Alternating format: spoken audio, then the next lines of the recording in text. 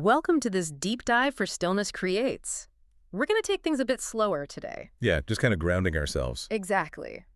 I want you to imagine looking at your phone and you see the battery indicator sitting at at 100%. But the moment you open, like a single app, the screen just goes black. The device completely shuts down. Oh, yeah. That is so frustrating. Right. It's a sudden, deeply frustrating mechanical failure. And honestly, it's a remarkably accurate picture of what is happening inside your brain right now if you're staring at a blank page or an empty canvas and just feeling entirely paralyzed. It really is. So today we are stepping away from the endless optimization and the hustle culture to look at the very real mechanical reality of creative burnout. Which is such a profound type of system failure. And, for someone who is used to operating at a high level, it feels incredibly disorienting. Oh, absolutely. You sit down to do the work you've always done, work you still genuinely care about, by the way, and you just find a total void where your momentum used to be. Which is the terrifying part, I think. You still care. Yes. If you didn't care, we could just write this off as losing interest. But the desire to make things is, it's still there. It's just the capacity that's gone. Exactly.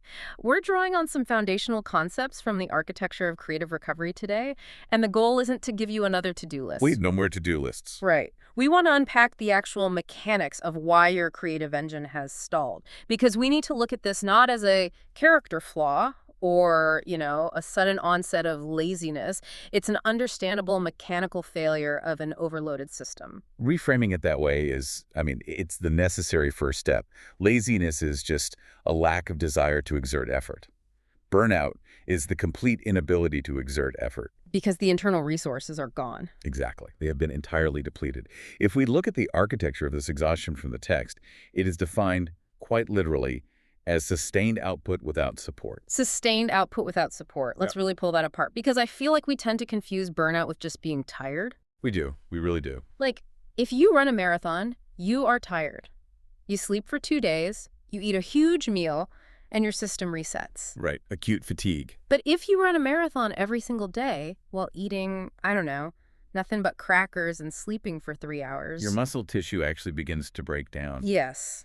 You don't just need a nap at that point. You need physiological rehabilitation. That's a great way to put it. The acute fatigue of a long work week is solved by a quiet weekend. But chronic capacity loss, that sustained output without the supporting structure of rest and space, it actually changes the maximal capacity of your system. Going back to that smartphone battery analogy, it's not just that your battery is empty at the end of the day. It's that the battery's maximum capacity has permanently degraded. Right. The interface might say you're fully charged after a night of sleep, but because you've been running heavy background processes for a year without ever restarting the device. That full charge just drains in 20 minutes. And when you hit that state of degraded capacity, your mind basically initiates a lockdown. A lockdown. Yeah. We often experience this as a wall of resistance, and we get so angry at ourselves for not being able to push through it. But that resistance is actually a highly sophisticated protective measure. Oh, that's interesting. Your mind is pulling the emergency brake because the current pace is biologically unsustainable. It is literally shutting off the fuel supply to your creative faculties, so you are forced to stop. So it stops cooperating, not because it can't, but because it won't. Exactly. It's protecting you. Okay, so if the mind is shutting down the factory to protect the organism from system overload, we have to look at what is actually causing that overload. Right. What are the triggers? Yeah. And the text breaks down the architecture of creative burnout into 4 specific behaviors. They call them the 4 pillars of exhaustion. The first one is the conveyor belt of constant output. Oh, the modern creative landscape is entirely built on this. It demands an incredibly unnatural rhythm. It really does. We operate under this assumption that we must always be producing, always publishing, always moving the needle forward. But brains are biological. Right. They aren't algorithmic. Right. In nature, there is no such thing as a perpetual harvest. Wow. Yeah, that's true. There are seasons of immense growth, and then there are seasons of total dormancy, where the soil has to recover its nutrients. And when you remove that season of dormancy, you just strip the soil. Completely. And what happens when a creative person feels the soil stripping? When they feel that conveyor belt moving, but they have no new ideas to put on it? They panic. They usually panic, yeah. They start frantically looking for something to feed the machine. which introduces a whole new problem and actually the second pillar of exhaustion, the avalanche of input. This is where the system overload really accelerates. Mm. When you are depleted, and you try to solve that depletion by consuming massive amounts of information, like reading a dozen newsletters, listening to 5 podcasts. Scrolling through endless portfolios for inspiration. Yes, you are actually compounding the exhaustion. Wait, hang on though. I want to push back on that gently. Okay. Because that goes against almost every piece of advice creatives ever get. It does. If you are stuck, the classic advice is to refill the well. Go to a gallery, read a book, take a masterclass. We are constantly told to consume other people's art to spark our own. So why is seeking out inspiration suddenly the enemy here? Well, the intention behind refilling the well is good, obviously. But the timing is entirely wrong when you are in a state of true burnout. Okay. Think about a computer's RAM. If you have 50 memory-heavy tabs open in your browser, and those represent your stress, your unfinished projects, upcoming deadlines, Just life in general. right, life, your system memory is completely maxed out. Opening another tab to load a high-resolution video of quote-unquote inspiration doesn't help you work faster. Oh, I see. It just eats up the last tiny fraction of your available memory until the entire browser crashes. That makes profound sense. It's not that the inspiration is bad. It's that the system currently has zero acoustic space to process it. Exactly. When you are burned out, constant consumption isn't acting as fuel. It is just noise. It Yeah. crowds your thinking. If your mind is constantly filled with other people's ideas and aesthetics and voices, there's literally no room left for your own voice to echo. And worse, when you're exhausted, looking at everyone else's output doesn't inspire you. No, it just makes you feel bad. Yeah, it reminds you of all the things you aren't doing, which triggers guilt. And guilt is incredibly metabolically expensive. It drains you even more. Yeah. Which brings us to the third pillar and possibly the most expensive energy leak of all, which is perfectionism. Oh, perfectionism. We usually dress that up as a virtue, don't we? We do. We call it having high standards. Right. But functionally, in the context of burnout, perfectionism is just a massive energy tax on every single action you take. It forces every piece of work to take significantly more cognitive resources than it actually requires. How so? Well, let's look at the mechanics of decision fatigue. Every time you make a choice, your brain literally consumes glucose. When you operate with perfectionism, you multiply the number of micro-decisions in a task exponentially. Let's use a practical example for that. Sure. Say, drafting a standard update email to a client should cost your brain, I don't know, let's say 5 units of energy. Okay. You write the facts, you hit send. But if you are trapped in perfectionism, you agonize over the tone of the greeting. Oh, yeah. You rewrite the second sentence 4 times to ensure it sounds professional but friendly. You debate whether an exclamation point makes you look too eager. You've turned a 5-unit task into a 50-unit task. Exactly. Yeah. You are burning 10 times the energy for the exact same physical output. And when you multiply that energy tax across every single task, every single day, for months on end, The system crashes. yes, you are operating at an immense biological deficit. Your brain is working overtime just to navigate the anxiety of not being good enough. Which bleeds directly into the fourth pillar, a total lack of boundaries. The dreaded blur. Yeah, where work just bleeds into the margins of your entire life. Boundaries are so often discussed as a scheduling issue, like having a set time to log off.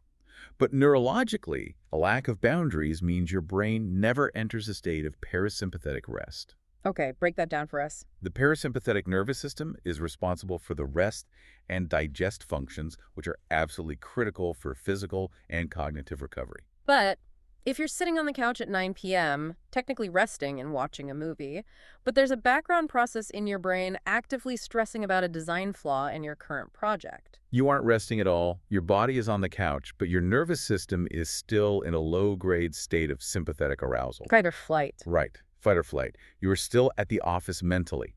And over time, that constant low-grade hum of unresolved creative problems prevents your brain from ever performing its necessary maintenance. You are never truly offline. So your battery never actually hits the charger. Wow. Okay, so we have the architecture of the collapse, the relentless conveyor belt of constant output, the cognitive crash of opening too many input tabs, the massive energy tax of perfectionist micro-decisions, and a nervous system stuck in a low-grade fight-or-flight state because of blurred boundaries. It's a lot. It is a lot, and looking at the sheer mechanical reality of those four pillars, it becomes glaringly obvious why the traditional advice to just push through it is so dangerous. Applying more grind to fix a system that broke from grinding is, well, it's illogical. Recovery cannot come from more effort. So how do we actually build the architecture of recovery? If we can't push our way out and we can't consume our way out, what is the mechanism for getting the engine to turn over again? Well, the framework suggests that recovery relies on fundamentally changing the biological approach to the work.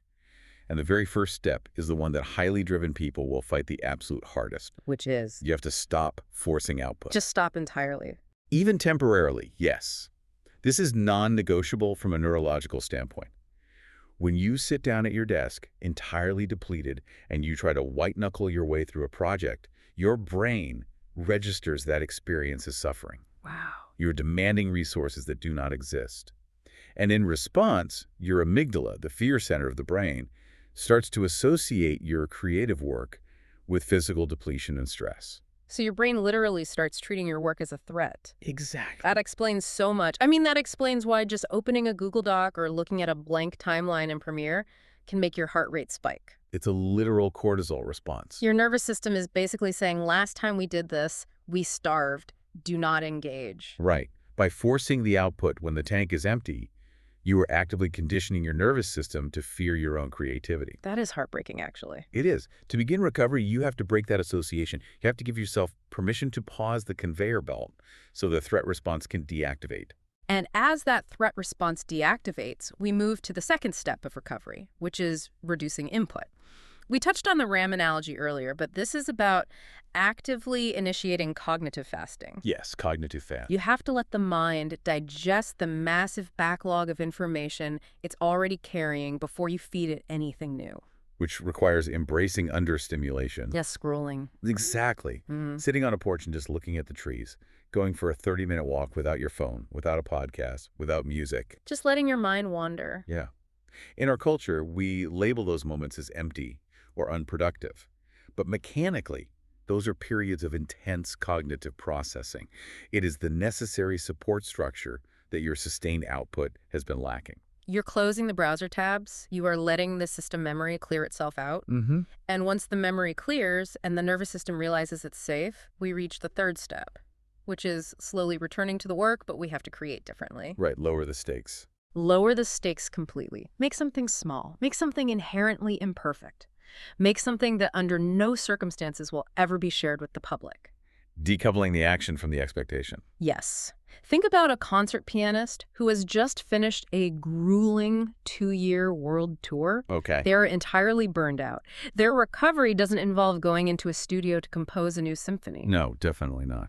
Their recovery looks like walking into an empty room in the middle of the night, sitting at the piano and just playing basic scales, or playing a simple song they learned when they were a child. They are re-engaging with the tactile reality of their craft. Feeling the weight of the keys, hearing the resonance of the strings. But they have removed the audience. Right. They've removed the critics, the ticket sales, the expectation of genius. There is no microphone. There is no red recording light. By creating something private and low stakes, you are proving to your nervous system that making things can just be an enjoyable, safe activity.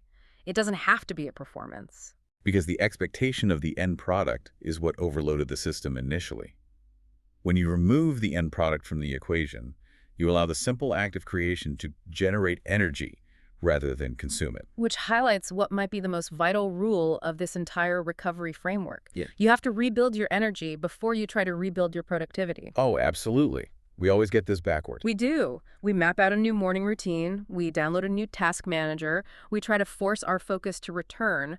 But focus is a byproduct. Focus requires immense cognitive energy. You cannot demand focus from a starved brain. Energy must return first. You are looking to nurture a very small spark, not ignite a forest fire. Long, grueling sessions of deep work are not the goal right now.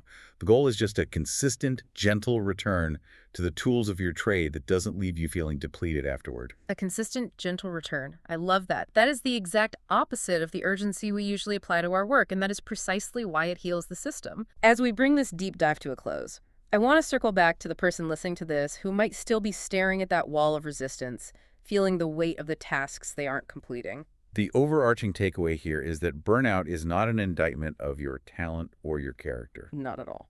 It is simply a dashboard indicator light. It is a biological signal that your system is functioning exactly as it should to protect you from an unsustainable environment. Taking a step back to give yourself space, intentionally fasting from the endless noise of input, refusing to force output through sheer willpower, and quietly playing the creative equivalent of piano scales in an empty room, none of this means you are losing momentum. No, it means you are finally doing the maintenance required to sustain momentum over a lifetime. You are reinforcing the foundation. Absolutely. So, as you close out of this audio and step back into your day, I want to leave you with a thought to turn over in your mind. If we understand that burnout is not a failure, but rather a sophisticated protective mechanism, your mind's way of desperately pulling the emergency brake on a pace you could no longer survive, what exactly is your burnout trying to protect you from right now?